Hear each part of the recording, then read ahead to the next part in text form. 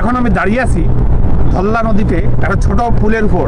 এই পুলগুলা কিন্তু মানে বাঁশের সাঁকো এটা আমরা প্রায় দেখি, ছোটবেলায় এগুলাতে প্রায় উঠতাম, এবং এই গ্রাম অঞ্চলে এগুলা খুব দেখা যায়, শহর অঞ্চলে যারা থাকে দেখা যায় না। খুব সুন্দর পরিবেশ। ধল্লা কিন্তু হচ্ছে তিস্তার একটা উপনদী এবং খুব ছোট নদী হলো, নদীটা বেশ সুন্দর। এটা হচ্ছে একেবারে পাটগ্রাম উপজেলায় আমার পাশে, আমাদের বাড়ির পাশেই, এটার জন্য দেখতে আসলাম। খুবই সুন্দর পরিবেশ, আর এই সাঁকোর উপর উঠে ভালো লাগতেছে।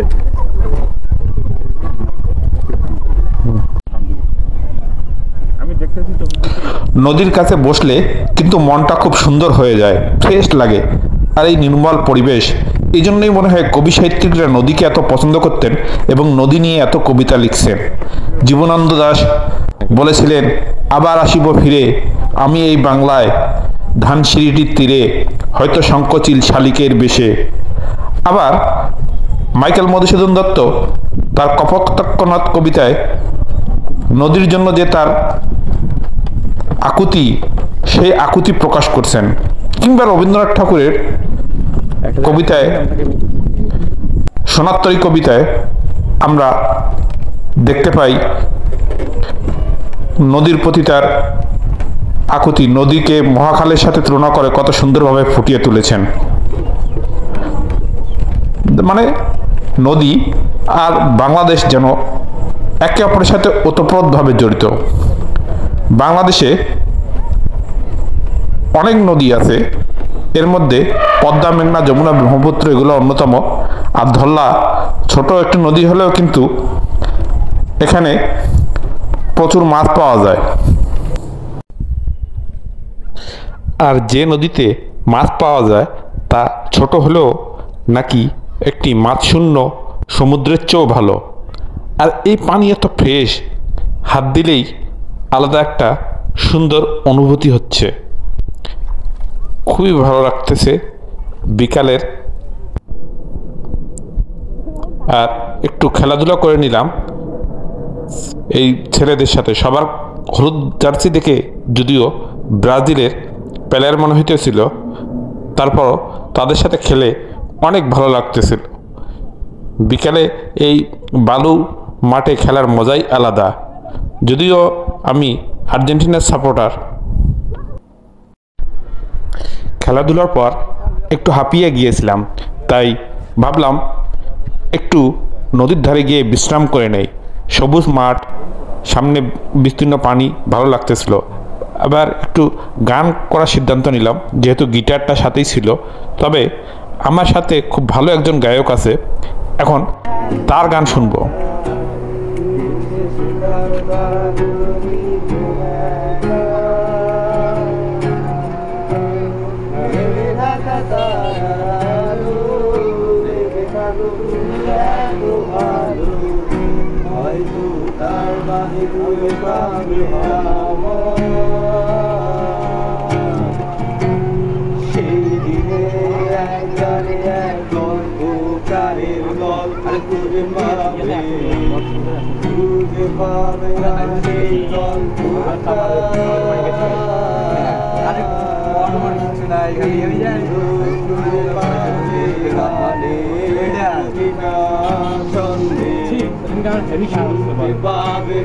মানুষের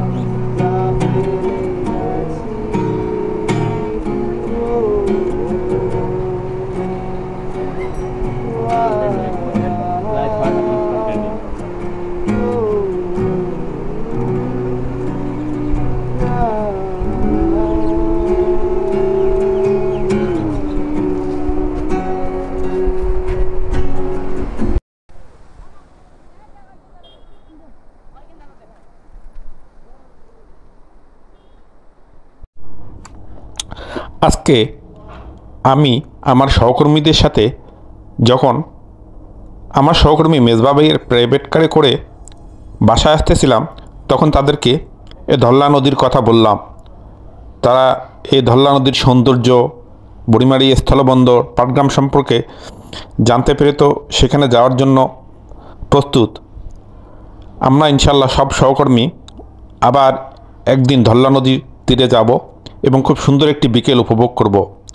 সেই ভিডিও আপনারা ইনশাল্লাহ পাবেন। এরকম ছোট ছোট নদীগুলি বাংলাদেশের সৌন্দর্য বৃদ্ধিতে অসামান্য অবদান রাখতেছে।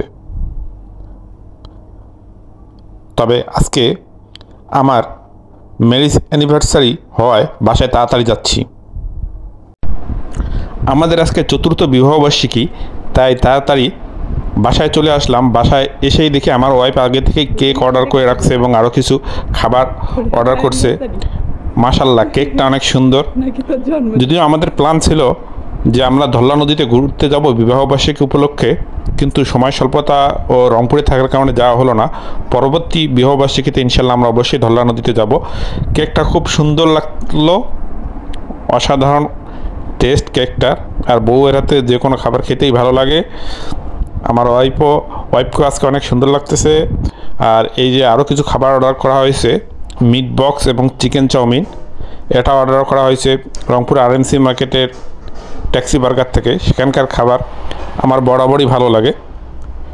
তবে আজকের এই দিনটাতে ধল্লা নদীতে যেতে পারলে খুব ভালো হতো। ধল্লা নদীকে আমি খুব মিস করতেছি আজকে।